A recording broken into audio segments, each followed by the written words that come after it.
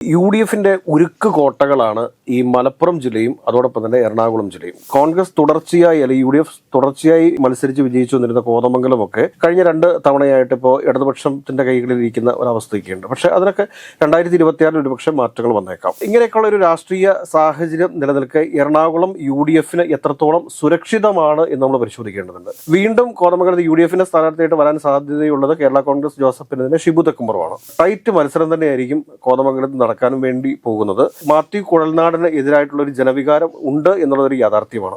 മൂവാറ്റുപുഴയിൽ CPIയുടെ സ്ഥാനാർത്ഥിയായിട്ട് ഒരു യുവ നേതാവ് തന്നെ എത്തും എന്നാണ് നമുക്ക് അറിയാൻ വേണ്ടി സാധിക്കുന്നത്. പെരുമ്പാവൂരിനെ സംബന്ധിച്ചിടത്തോളം എന്താ എന്ന് ചോദിച്ചു കഴിഞ്ഞാൽ അത് UDF അനുകൂലമായിട്ടുള്ള ഒരു മണ്ഡലമാണ്. ഈ ഗ്രാമയാത്രയൊക്കെ ഏത് തരത്തിലവിടെ ഫലം കാണും എന്നുള്ളതിനെ കുറിച്ച് പരിശോധിക്കേണ്ടത്. കൊച്ചിയിലും അതോടൊപ്പം തന്നെ കളമശ്ശേരിയിലും മുസ്ലിം ലീഗിന് വലിയ ഒരു സ്വാധീനമുള്ള 2 നിയോജക മണ്ഡലങ്ങൾ കൂടിയാണ്. സംസ്ഥാന തലത്തിൽ ഭരണം ലക്ഷ്യം വെച്ച് മുന്നേറുന്ന UDFിന് ഏറ്റവും വെല്ലുവിളിയാകാൻ സാധ്യതയുള്ള 2 മണ്ഡലങ്ങളാണ് ഈ പെരുമ്പാവൂരും മൂവാറ്റുപുഴയും എന്ന് പറയുന്നത്. അപ്പോൾ ഇടതുപക്ഷം ഇത്തവണ എങ്ങനെ ചിന്തിക്കുന്നു എന്നതിന്റെ അടിസ്ഥാനത്തിലായിരിക്കും.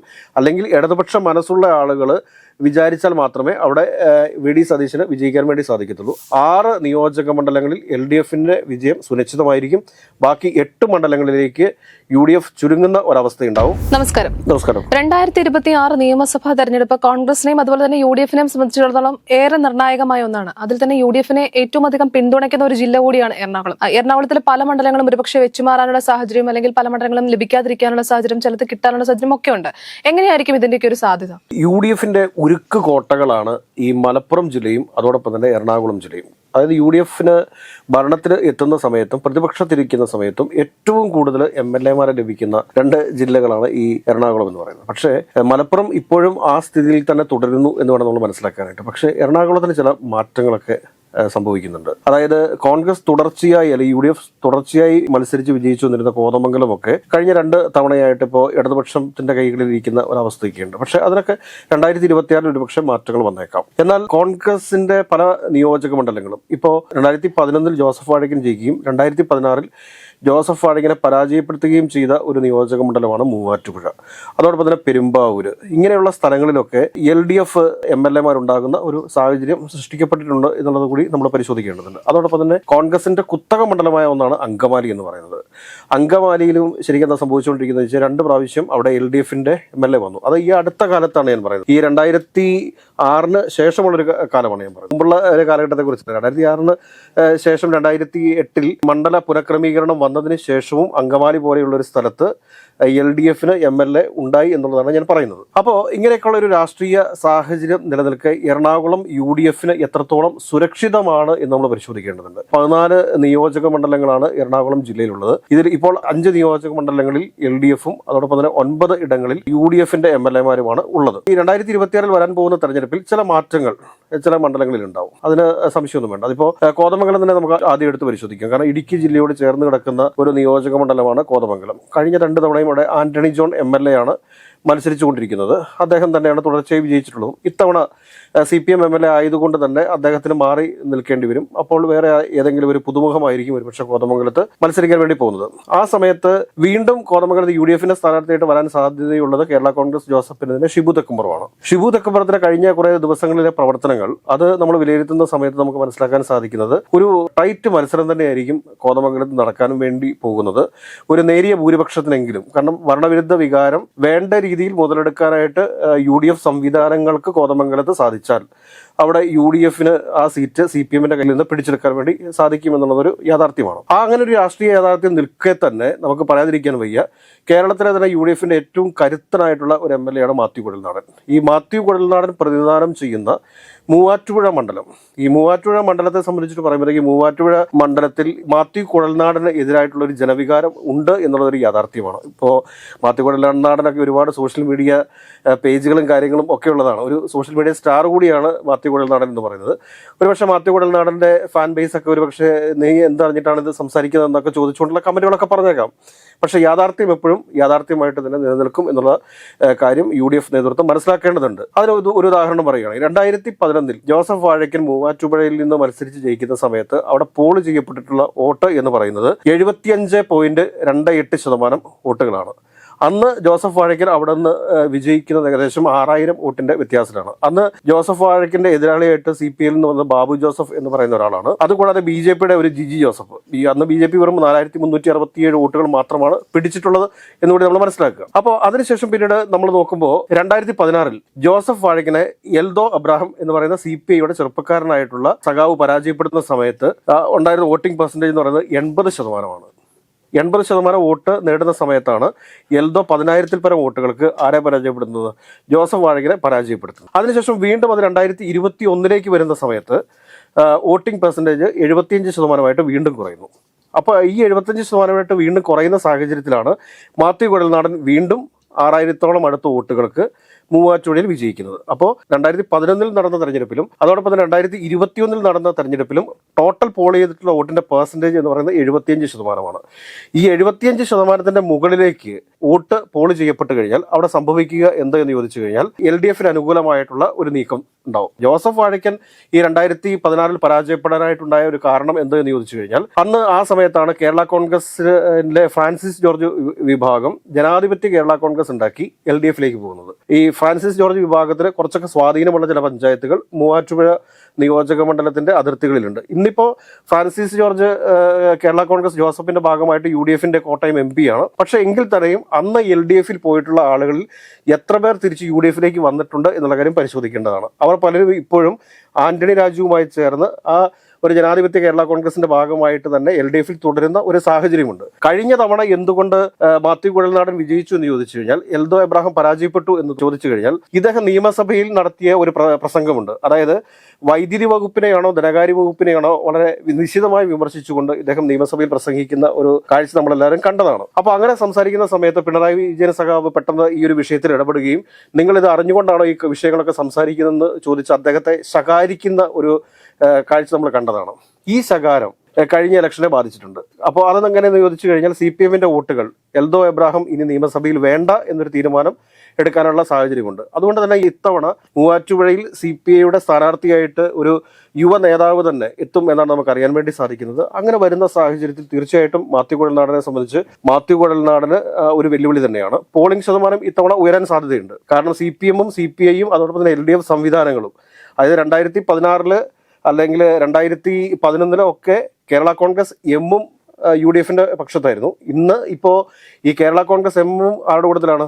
LDFന്റെ കൂടെയാണ്. അപ്പോൾ ആ ഒരു വോട്ടിംഗ് പെർസെൻറ്റേജിൽ വരുന്ന കുറവ്, ഇതെല്ലാം കൂടെ നോക്കിക്കഴിയുമ്പോഴത്തേക്ക് എൽദോ അബ്രാഹിമിന് പകരമായിട്ട് വേറൊരു സ്ഥാനാർത്ഥി, LDFന്റെ നല്ലൊരു സ്ഥാനാർത്ഥി, ചെറുപ്പക്കാരനായിട്ടുള്ള അല്ലെങ്കിൽ ജനങ്ങൾക്കിടയിൽ പ്രവർത്തിച്ച് പരിചയമുള്ള ഏതെങ്കിലും ഒരു ലോക്കൽ കമ്മിറ്റി സെക്രട്ടറിയോ അല്ലെങ്കിൽ ഏരിയ കമ്മിറ്റിയുടെ സെക്രട്ടറിയോ ഏതെങ്കിലും ഒരു AIYFന്റെ നേതാവോ അല്ലെങ്കിൽ ASFന്റെ നേതാവിനെയൊക്കെ അവിടെ മത്സരിപ്പിച്ചു കഴിഞ്ഞാൽ ഈസി ആയിട്ട് തന്നെ ആ മണ്ഡലം തിരിച്ച് പിടിച്ചെടുക്കും എന്ന കാര്യത്തിൽ ഒരു സംശയവും വേണ്ട. എറണാകുളം ജില്ലയിൽ LDF വിജയിക്കാൻ സാധ്യതയുള്ള ഒരു മണ്ഡലം എന്ന് പറയുന്നത്, അല്ലെങ്കിൽ UDFന് നഷ്ടപ്പെട്ടു പോകാൻ സാധ്യതയുള്ള ഒരു മണ്ഡലത്തിന്റെ പട്ടികയിലേക്ക് മൂവാറ്റുപുഴ കടന്നു വരും എന്ന കാര്യത്തിൽ ഒരു സംശയവും വേണ്ട.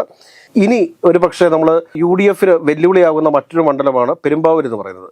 ഈ പെരുമ്പാവൂരിനെ സംബന്ധിച്ചിടത്തോളം എന്താ എന്ന് ചോദിച്ചു കഴിഞ്ഞാൽ അത് UDF അനുകൂലമായിട്ടുള്ള ഒരു മണ്ഡലമാണ്.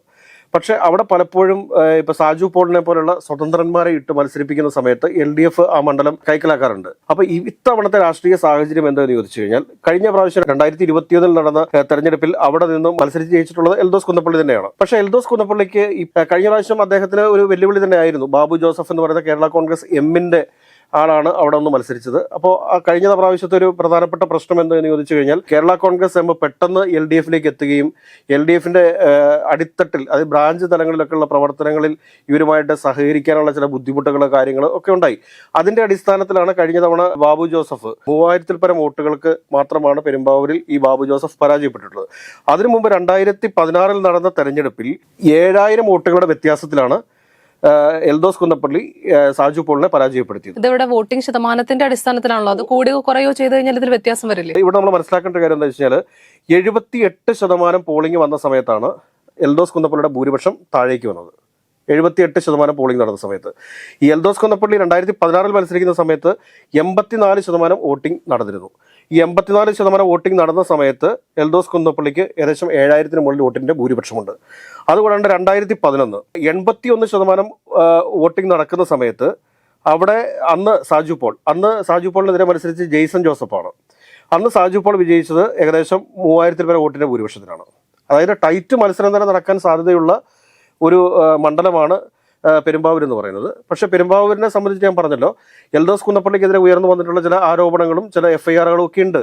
അതൊക്കെ അവിടെ നിലനിൽക്കുമ്പോഴും അദ്ദേഹം ഇപ്പോൾ നടത്തിക്കൊണ്ടിരിക്കുന്ന ഗ്രാമയാത്ര, ഈ ഗ്രാമയാത്രയൊക്കെ ഏത് തരത്തിലവിടെ ഫലം കാണും എന്നുള്ളതിനെക്കുറിച്ച് പരിശോധിക്കേണ്ടതുണ്ട്. പക്ഷേ വളരെ ടൈറ്റ് ആയിട്ടുള്ളൊരു മത്സരമായിരിക്കും. കാരണം 2021 എറണാകുളം ജില്ലയിലെ എല്ലാ നിയോജക മണ്ഡലങ്ങളിലും വിജയിച്ചിട്ടുള്ള MLAമാർക്ക് ഭൂരിപക്ഷം വർദ്ധിക്കുകയാണ് ഉണ്ടായിട്ടുള്ളത്. ഈ വർദ്ധിക്കുന്ന ഒരു സാഹചര്യത്തിലാണ് എൽദോസ് കുന്നപ്പള്ളിക്ക് മാത്രം ഇവിടെ 2021 UDF വീണ്ടും അധികാരത്തിൽ വരും. അതായത് 5 വർഷം കൂടുമ്പോൾ മാറി മാറി വരുന്ന സമയത്ത് UDF അധികാരത്തിൽ വരുമെന്ന് പ്രതീക്ഷിച്ചുകൊണ്ടിരുന്ന 2021 തെരഞ്ഞെടുപ്പിൽ ഇദ്ദേഹത്തിന് 3000 വോട്ടിന്റെ ഭൂരിപക്ഷം മാത്രമാണ് ലഭിച്ചിട്ടുള്ളത്. ഒരുപക്ഷെ പറഞ്ഞേക്കാം അന്നൊരു ഇടതുപക്ഷ കാറ്റ് ആഞ്ഞു വീശിയതുകൊണ്ടാണ് ഈ ഭൂരിപക്ഷം കുറഞ്ഞു പോയത് എന്നൊക്കെ പറയാമെങ്കിലും അവിടെയും ഈ വോട്ടിംഗ് പെർസെൻറ്റേജിന് വളരെ പ്രാധാന്യമുണ്ട്.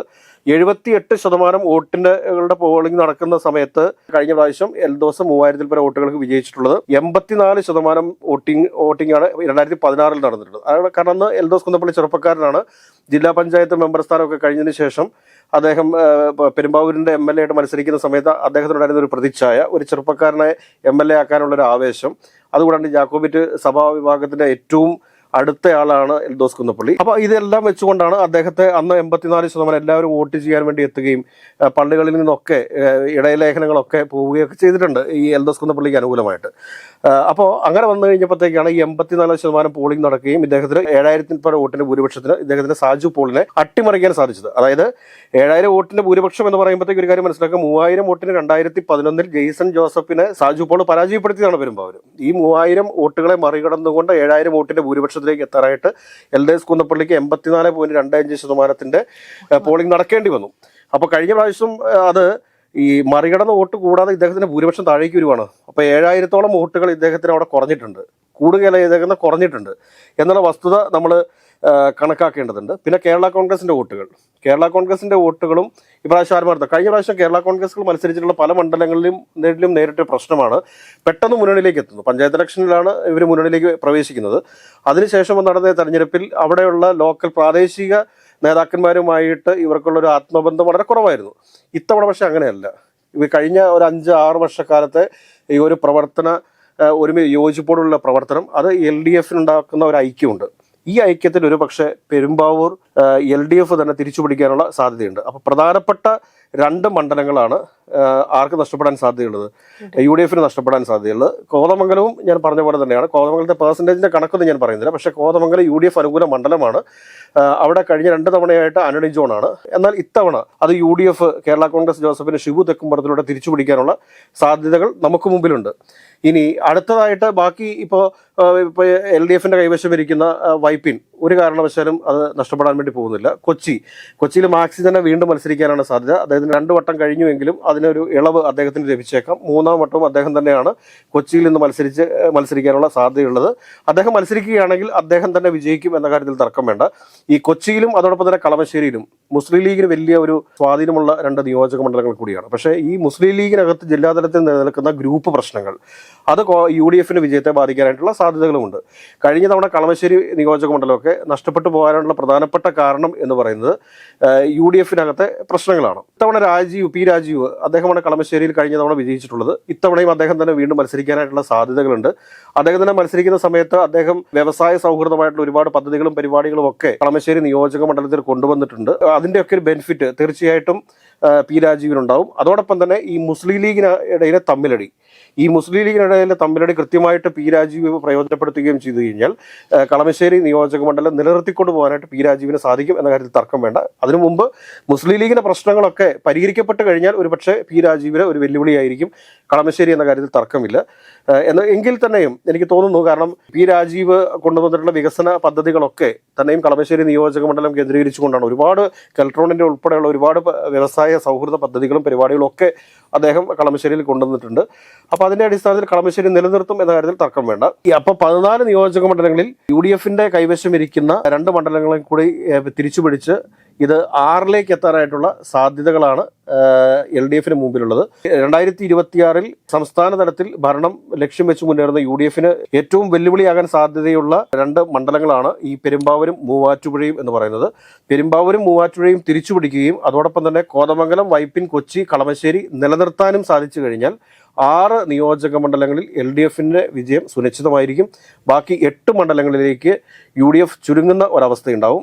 ഇപ്പോഴും നമ്മുടെ വേറൊരു വസ്തുത കൂടിയുണ്ട്, പറവൂര്. VD സതീശൻ വിജയിക്കില്ല, അല്ലെങ്കിൽ VD സതീശനെ തോൽപ്പിക്കാൻ ശ്രമങ്ങൾ നടക്കുന്നു, അല്ലെങ്കിൽ പ്രതിപക്ഷ നേതാവ് എന്ന നിലയിലുള്ള പ്രവർത്തനങ്ങൾ അത്ര മെച്ചപ്പെട്ട രീതിയിലല്ല എന്നൊക്കെ പറഞ്ഞുള്ള ഒരുപാട് വിമർശനങ്ങളുണ്ട്. അപ്പൊ പറവൂര് VD സതീശൻ തന്നെ നിലനിർത്താനുള്ള സാധ്യതകളാണോ, അത് UDF അനുകൂലമാകുമോ പറവൂർ? കാരണം പറവൂരിലെ ഒരു ട്രെൻഡ് എന്താണെന്ന് വെച്ച് കഴിഞ്ഞാൽ, പറവൂർ എപ്പോഴും ഒരു ഇടതുപക്ഷത്തോട് ചേർന്ന് നിൽക്കുന്ന ഒരു മണ്ഡലമാണ്.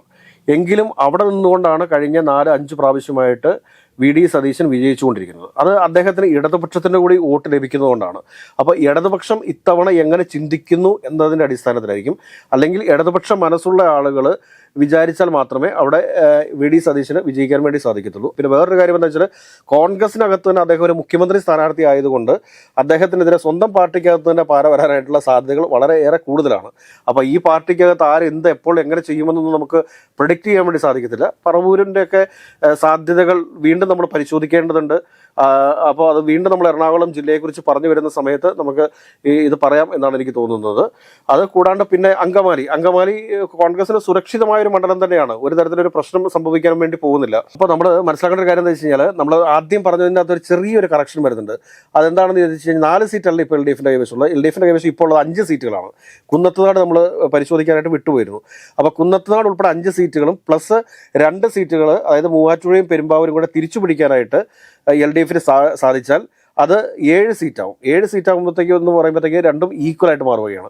7-7ലേക്ക് എത്തും. പിന്നെ അതിനകത്ത് വേറൊരു സാധ്യത നമ്മൾ ആദ്യം പറഞ്ഞിട്ടുണ്ട്. ഈ കോതമംഗലം സീറ്റ് ഒരുപക്ഷെ UDF തിരിച്ചു പിടിക്കാനുള്ള സാധ്യതകളുണ്ട്. അങ്ങനെ വരുവാണെങ്കിൽ അത് 8-6 എന്ന രീതിയിലേക്ക് എത്താനായിട്ടുള്ള സാധ്യതകളുണ്ട്. ഇതിനിടയിലും ചില റിസ്ക് ഫാക്ടറുകൾ നമ്മൾ പറഞ്ഞു പോകാനായിട്ടുണ്ട്. അങ്കമാലിയിൽ 2020 സ്ഥാനാർത്ഥി വരുന്ന സാഹചര്യം ഉണ്ടായിക്കഴിഞ്ഞാൽ അങ്കമാലി സീറ്റിൻ്റെ കാര്യത്തിൽ നമുക്കൊന്നും പ്രവചിക്കാനായിട്ട് സാധിക്കില്ല. കാര്യം റോജി M. ജോണിന് നല്ല ഇമേജും കാര്യങ്ങളൊക്കെ അങ്കമാലിയിലുണ്ട് എന്ന് പറയപ്പെടുന്നു. എങ്കിൽ തന്നെയും അതെങ്ങനെയാണ് എന്നുള്ളത് അവിടുത്തെ ജനങ്ങൾ തന്നെ തീരുമാനിക്കട്ടെ എന്ന് എനിക്ക് പറയാനുള്ളൂ. പക്ഷേ 2020 വോട്ട് അവിടെ അഡ്വക്കേറ്റ് ചാർലി പോളിനെ പോലെയുള്ള ഒരാൾ 2020 സ്ഥാനാർത്ഥിയായിട്ട് പ്ലേസ് ചെയ്യപ്പെട്ട് കഴിഞ്ഞാൽ UDFിന് തീർച്ചയായിട്ടും അത് ഒരു വലിയ വെല്ലുവിളിയായിരിക്കും എന്ന കാര്യത്തിൽ ഒരു തർക്കവും വേണ്ട. അത് കഴിഞ്ഞ് പിന്നെ ആലുവ കോൺഗ്രസിനെ സംബന്ധിച്ചിട്ട് സുരക്ഷിതമാണ്. അൻവർ സാദത്തിന് യാതൊരു തരത്തിലുള്ള ഭീഷണിയുമില്ല. അദ്ദേഹം ഈസി ആയിട്ട് തന്നെ അവിടെ വിജയിച്ചു കയറും എന്ന കാര്യത്തിൽ തർക്കവും വേണ്ട. പിന്നെയുള്ളത് എറണാകുളവും തൃക്കാക്കരയും കോൺഗ്രസിൻ്റെ കൈവശം സുരക്ഷിതമാണ് എന്ന് നമുക്ക് പറയാം. എങ്കിലും എറണാകുളം MLA TJ വിനോദിന്റെ പെർഫോമൻസിലൊക്കെ ആളുകൾക്ക് ഒരുപാട് പരാതികളുണ്ട്. ഏതെങ്കിലുമൊക്കെ തരത്തിലുള്ള രാഷ്ട്രീയപരമായിട്ടുള്ള നീക്കങ്ങളിലൂടെ കോൺഗ്രസിനകത്തു നിന്നുള്ള ചില വനിതാ നേതാക്കളെയൊക്കെ എറണാകുളത്ത് TJ വിനോദിനെതിരെ മത്സരിപ്പിക്കാൻ വേണ്ടിയിട്ടുള്ള നീക്കങ്ങൾ നടക്കുന്നുണ്ട് എന്നുള്ളത് ഒരു അണിയറ രഹസ്യമാണ്. പക്ഷേ അത് അങ്ങാടിയിൽ പാട്ടുമാണ്. അതുകൂടാണ്ട് തന്നെ തൃക്കാക്കരയിൽ ഉമാ തോമസിന് വെല്ലുവിളിയായിട്ട് ഇപ്പോൾ ഉമാ തോമസിനെ അവിടെ നിന്ന് കോൺഗ്രസ് മാറ്റുന്ന ഒരു രാഷ്ട്രീയ സാഹചര്യം വന്നു കഴിഞ്ഞാൽ മാത്രമേ തൃക്കാക്കര കോൺഗ്രസിന്റെ കൈവശത്തിൽ നിന്ന് നഷ്ടപ്പെടത്തുള്ളൂ. അതല്ല എങ്കിൽ ഉമാ തോമസ് തന്നെ തൃക്കാക്കരയിൽ വിജയിച്ചു കയറും എന്ന കാര്യത്തിൽ ഒരു തർക്കവും വേണ്ട. പിന്നെയുള്ളത് തൃപ്പൂണിത്തുറയാണ്. തൃപ്പൂണിത്തുറയിൽ ഇപ്രാവശ്യം കെ ബാബു മാറിയതിനു ശേഷം അവിടെ CPM-നകത്തും CPI-ക്കകത്തും ഒക്കെ ഏറ്റവും കൂടുതൽ പ്രശ്നങ്ങൾ നടന്നുകൊണ്ടിരിക്കുന്ന ഒരു നിയോജക മണ്ഡലം കൂടിയാണ് ഈ തൃപ്പൂണിത്തുറ എന്ന് പറയുന്നത്. അതിനെ ഏത് രീതിയിൽ മുതലാക്കാനായിട്ട് കോൺഗ്രസിന് സാധിക്കുന്നു, അതിനെ എങ്ങനെ ഉപയോഗപ്പെടുത്താൻ കോൺഗ്രസിന് സാധിക്കുന്നു എന്നുള്ളിടത്താണ് തൃപ്പൂണിത്തുറയിലെ വിജയം ഇരിക്കുന്നത്. ഒരുപക്ഷെ അവിടുത്തെ സ്ഥാനാർത്ഥിത്വത്തെ ചൊല്ലി തന്നെ തർക്കങ്ങൾ വരാൻ സാധ്യതയുണ്ട്. അവിടെ രാജു P. നായർ, അതോടൊപ്പം തന്നെ രമേശ് പിഷാരടി ഒക്കെ അവിടെ സ്ഥാനാർത്ഥിത്വത്തിന് വേണ്ടി ഇടിച്ചിടിച്ച് നിൽക്കുന്നുണ്ട്. രമേശ് പിഷാരടിയൊക്കെയാണ് അവിടെ സ്ഥാനാർത്ഥിയായിട്ട് വരുന്നതെങ്കിൽ നമുക്ക് നിഷ്പക്ഷമായിട്ട് തന്നെ പറയാൻ വേണ്ടി സാധിക്കും അവിടെ അദ്ദേഹത്തെ തേടിയെത്തുക പരാജയം തന്നെയായിരിക്കും. കാരണം രമേശ് പിഷാരടി ഈ രാഹുൽ മാങ്കൂട്ടത്തിൽ വിഷയത്തിലെടുത്തിട്ടുള്ള നിലപാടുകളിലൊക്കെ ശക്തമായ എതിർപ്പ് UDFിനകത്തുനിന്ന് തന്നെ ഉയർന്നു വരുന്നുണ്ട്. അപ്പോൾ അതുകൊണ്ട് തന്നെ രമേശ് പിഷാരടിക്ക് ഒരു സീറ്റ് നൽകുമോ എന്ന കാര്യത്തിൽ തർക്കമുണ്ട്. രമേശ് പിഷാരടി തൃപ്പൂണിത്തുറ മത്സരിച്ചാൽ തന്നെ പരാജയപ്പെടാനുള്ള സാധ്യതകളാണുള്ളത്. അതുകൂടാതെ പിന്നെ ഒരു സ്ഥാനാർത്ഥിയായിട്ട് രംഗത്തേക്ക് വെക്കാൻ പറ്റുന്നത് ബാബുച്ചേട്ടനേക്ക് ആരോഗ്യപരമായ കാരണങ്ങൾ കൊണ്ട് ഇനി വീണ്ടും ഒരു അംഗത്തിന് ഇറങ്ങും എന്നെനിക്ക് തോന്നുന്നില്ല. അങ്ങനെ വരുമ്പോഴത്തേക്ക് രാജു P. നായരെ പോലുള്ള ഏതെങ്കിലും ഒരു സ്ഥാനാർത്ഥിയായിരിക്കും അവിടെ പരിഗണിക്കുക എന്ന് വേണം നമ്മൾ കരുതാനായിട്ട്. അപ്പോൾ ഇങ്ങനെ മൊത്തത്തിൽ നമ്മൾ നോക്കി കഴിയുമ്പോഴത്തേക്ക് ഇതിപ്പോൾ തൃപ്പൂണിത്തുറയും ഒരു ഡേഞ്ചർ സോണിലേക്ക് വേണമെങ്കിൽ നമുക്ക് എടുത്താൻ വേണ്ടി പറ്റും. കഴിഞ്ഞ തവണ വിജയിച്ചിരിക്കുന്ന 1000-ൽ പരം വോട്ടിന്റെ ഭൂരിപക്ഷത്തിന് മാത്രമാണ് കെ ബാബു വിജയിച്ചിട്ടുള്ളത്. എം സ്വരാജ് വളരെ സുരക്ഷിതമായിട്ട് തന്നെ കൊണ്ടുനടന്നുകൊണ്ടിരുന്ന ഒരു മണ്ഡലമാണ്.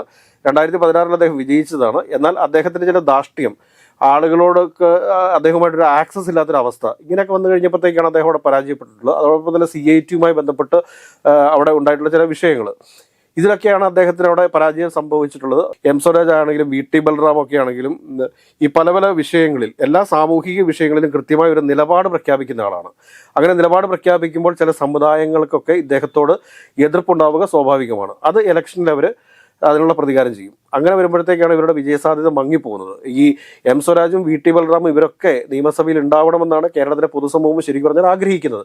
പക്ഷേ ഇവരെയൊക്കെ പരാജയപ്പെടുത്തി കളയുന്നത് ഇങ്ങനെയുള്ള ചില സമവാക്യങ്ങളിൽ മേൽക്കരുള്ള അഭിപ്രായം പറച്ചിലുകളാണ് എന്നുള്ള കാര്യം നമ്മൾ മനസ്സിലാക്കുക.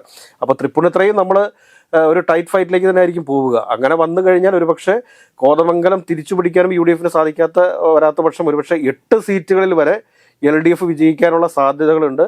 ഈ കുന്നത്തുനാടിനെ കുറിച്ച് നമ്മൾ പറഞ്ഞില്ല. കുന്നത്തുനാട് ഇപ്പോൾ PV ശ്രീനജനാണ് അവിടുത്തെ MLA. അദ്ദേഹത്തിന് അവിടെ നിലനിർത്താൻ സാധിക്കുമെന്നുള്ളത് തന്നെയാണ് പ്രതീക്ഷ. കാരണം 2020 അവിടെ സ്ഥാനാർത്ഥി അവതരിപ്പിക്കും. ഈ 2020-യും UDF-ഉം തമ്മിലൊരു അലയൻസ് ഉണ്ടാവുകയാണെങ്കിൽ ഞാൻ ഈ പറഞ്ഞ എല്ലാ സമവാക്യങ്ങളും മാറും. അതല്ലാത്ത പക്ഷം ഇതിങ്ങനെ തന്നെ പോകാനാണ് ഞാൻ പറഞ്ഞതിന് എന്തെങ്കിലും ഒരു വ്യത്യാസം വരാനുള്ള സാധ്യതകൾ വളരെ കുറവാണ്. അപ്പോൾ അങ്ങനെ വരുമ്പോഴത്തേക്ക് കുന്നത്താട് PV ശ്രീരഞ്ജൻ തന്നെ വിജയിക്കാനാണ് സാധ്യതയുള്ളത്. അതല്ലെങ്കിൽ പിന്നെ കോൺഗ്രസ് ഏതെങ്കിലുമൊക്കെ യുവ നേതാക്കന്മാർ, ഇപ്പോൾ ഒരുപാട് യുവ നേതാക്കന്മാർ കോൺഗ്രസ് ഉണ്ട്, അത് റിസർവേഷൻ മണ്ഡലമാണ്. അപ്പോൾ അങ്ങനെ വരുമ്പോഴത്തേക്ക് വൈശാഖ് S ദർശനെ പോലെയുള്ള നേതാക്കന്മാരുണ്ട്. എറണാകുളം ജില്ലയിൽ നിന്നുള്ള യൂത്ത് കോൺഗ്രസിന്റെ സംസ്ഥാന വൈസ് പ്രസിഡന്റാണ്. അപ്പോൾ അദ്ദേഹത്തെ പോലുള്ള സ്ഥാനാർത്ഥികളെ വേണമെങ്കിൽ കുന്നത്തുനാട്ടിലേക്ക് പരിഗണിക്കാവുന്നതാണ്. മറിച്ച് വീണ്ടും VP സജീന്ദ്രൻ തന്നെയാണ് അവിടെ സ്ഥാനാർത്ഥിയായിട്ട് വരുന്നതെങ്കിൽ ഒരു തരത്തിലും വിജയിക്കില്ല എന്നുള്ളത് ഒരു പൊളിറ്റിക്കൽ റിയാലിറ്റിയാണ്. അപ്പോൾ അങ്ങനെ വന്നു കഴിയുമ്പോഴത്തേക്ക് 8 സീറ്റുകളിലേക്ക് വരെ, അതായത് കോതമംഗലം തിരിച്ചു പിടിക്കാൻ സാധിച്ചിട്ടില്ല എങ്കിൽ കോതമംഗലം, മൂവാറ്റുപുഴ, പെരുമ്പാവൂര്, കുന്നത്തുനാട്, കൊച്ചി, വൈപ്പിൻ ഉൾപ്പെടെ 6 മണ്ഡലങ്ങൾ ഉൾപ്പെടെ 8 മണ്ഡലങ്ങളിലേക്ക് എത്തും മൊത്തം. അപ്പോൾ അത് തൃപ്പൂണിത്തുറയൊക്കെ വലിയ പൊളിറ്റിക്കൽ ഫൈറ്റ് നടക്കാൻ പോകുന്ന ഒരു സ്ഥലമാണ് ഈ തൃപ്പൂണിത്തുറ എന്ന് പറയുന്നത്, കളമശ്ശേരി. അങ്ങനെ മൊത്തം 8 മണ്ഡലങ്ങളിൽ LDF-ന് വിജയസാധ്യതകളുണ്ട് എന്നുള്ള കാര്യം UDF മറക്കരുത്. എറണാകുളം ജില്ല സുരക്ഷിതമായ മണ്ഡലമാണ്, ഉറച്ച മണ്ഡലമാണ് എന്നൊക്കെ പറഞ്ഞുകൊണ്ട് UDF ഇരുന്ന് കഴിഞ്ഞാൽ UDF-നെ തേടിയെത്തുക ഒരു വൻ പരാജയമായിരിക്കും. കാരണം LDF-ന് കൃത്യമായിട്ട് ഉറപ്പിക്കാൻ പറ്റും. കളമശ്ശേരി അത് നിലനിർത്തും എന്ന കാര്യത്തിൽ തർക്കം വേണ്ട. വൈപ്പിൻ നിലനിർത്തും, കൊച്ചി നിലനിർത്തും, കുന്നത്തുനാട് നിലനിർത്തും, കോതമംഗലം നിലനിർത്താൻ സാധിച്ചാൽ നല്ലത്. അതല്ല എങ്കിൽ UDF തിരിച്ചു പിടിച്ചാൽ നമുക്ക് പറയാൻ സാധിക്കില്ല. അത് നമുക്ക് ഉറപ്പിച്ചു പറയാൻ വേണ്ടി പറ്റത്തില്ല. പക്ഷേ പെരുമ്പാവൂരും മൂവാറ്റുപുഴ നമുക്ക് ഉറപ്പിച്ചു പറയാൻ പറ്റും. തൃപ്പൂണിത്തുറ നമുക്ക് പറയാൻ പറ്റും. ഈ 3 മണ്ഡലങ്ങളിൽ കൂടെ വിജയിച്ച് കയറാനായിട്ട് LDF-ന് സാധിച്ചു കഴിഞ്ഞാൽ 7-7 എന്ന് നിൽക്കും. കോതമംഗലം കൂടി നിലനിർത്താനായിട്ട് LDF-ന് സാധിച്ചു കഴിഞ്ഞാൽ അത് 8-6 വരും. അപ്പോൾ UDF കാര്യങ്ങൾ കൃത്യമായി പഠിക്കുക, കാര്യങ്ങൾ ചെയ്യുക. LDF തങ്ങളുടെ വോട്ട് നിലനിർത്താൻ വേണ്ടിയിട്ട് തീർച്ചയായിട്ടും അവരുടെ ഭാഗത്തൊരു പരിശ്രമം ഉണ്ടാവും. അവരുടെ കൃത്യമായ അല്ലെങ്കിൽ ചിട്ടയായ പ്രവർത്തനങ്ങളിലൂടെ തന്നെ അവർ ഈ കണക്കൊക്കെ നേരത്തെ തന്നെ LDF-ന്റെ കയ്യിൽ UDF-ന്റെ കൈവശമൊക്കെ ഉണ്ടായിരിക്കാം. പക്ഷേ എപ്പോഴും കോൺഗ്രസിന്റെ പ്രശ്നം എന്താണെന്ന് വെച്ച് കഴിഞ്ഞാൽ ഒരു പ്രതിബിംബത്തെ ഒരു സ്ഥലത്ത് സ്ഥാപിച്ചാൽ, ഇപ്പോൾ മൂവാറ്റുപുഴ മാത്യു കുഴൽനാടൻ തോക്കുമെന്നൊരു പൊളിറ്റിക്കൽ റിയാലിറ്റി നമ്മൾ വിളിച്ചു പറയുന്ന സമയത്ത് പലരും വന്ന് നമ്മളെ തെറി പറയും. എന്തടിസ്ഥാനത്തിലാണ് കേരളത്തിൽ ഇത്രയും കൂടുതൽ പത്രസമ്മേളനങ്ങൾ നടത്തിയിട്ടുള്ള മുഖ്യമന്ത്രിയുടെ മകൾ വീണ വിജയന്റെ മാസപ്പടി കേസിലൊക്കെ അദ്ദേഹം ഹൈക്കോടതിയിൽ കൊടുത്തിരിക്കുന്ന വിധിക്ക് മേലുണ്ടായിരിക്കുന്ന ഇതിലൊക്കെ കേരളത്തിലെ കോൺഗ്രസ്സുകാർ എത്രത്തോളം അദ്ദേഹത്തെ തെറി പറയുന്നുണ്ട് എന്നുള്ള കാര്യം നമുക്ക് എല്ലാവർക്കും അറിയാവുന്ന ഒരു വസ്തുതയാണ്. അപ്പോൾ ഇങ്ങനെയൊക്കെയുള്ള ചില കാര്യങ്ങൾ നിൽക്കുന്നുണ്ട്. കൃത്യമായിട്ട് മൂവാറ്റുപുഴയിലെ 10 ചായക്കടകളിൽ പോയിരുന്ന് സംസാരിച്ചു കഴിഞ്ഞാൽ അവിടുത്തെ പൊളിറ്റിക്കൽ റിയാലിറ്റി എന്താണ് UDF നേതൃത്വത്തിന് മനസ്സിലാകുന്നതാണ്. അപ്പോൾ അതൊക്കെ നോക്കുക, ശ്രദ്ധിക്കുക. ഏതൊക്കെയായാലും കൃത്യമായിട്ട് പറയാനും സാധിക്കും. ടൈറ്റ് ഫൈറ്റ് തന്നെയാണ് എറണാകുളത്ത് വരാൻ പോകുന്നത്. വളരെ ഈസി ആയിട്ടൊരു വാക്ക് ഓവർ UDF-ഉം പ്രതീക്ഷിക്കേണ്ട, LDF-ഉം പ്രതീക്ഷിക്കേണ്ട. ചിട്ടയായ പ്രവർത്തനം കാഴ്ചവെച്ച് കഴിഞ്ഞാൽ LDF-നും നേട്ടമുണ്ടാക്കാൻ പറ്റും. കൃത്യമായ ഒരു പ്രവർത്തനം UDF കാഴ്ചവെക്കാത്ത പക്ഷം, അല്ലെങ്കിൽ ഗ്രൂപ്പ് രാഷ്ട്രീയം കളിച്ച് നടന്നു കഴിഞ്ഞാൽ കയ്യിലിരിക്കുന്ന പല മണ്ഡലങ്ങളും നഷ്ടപ്പെട്ടു പോകുമെന്നുള്ള രാഷ്ട്രീയ യാഥാർത്ഥ്യം UDF ഉൾക്കൊള്ളാൻ തയ്യാറാവുക.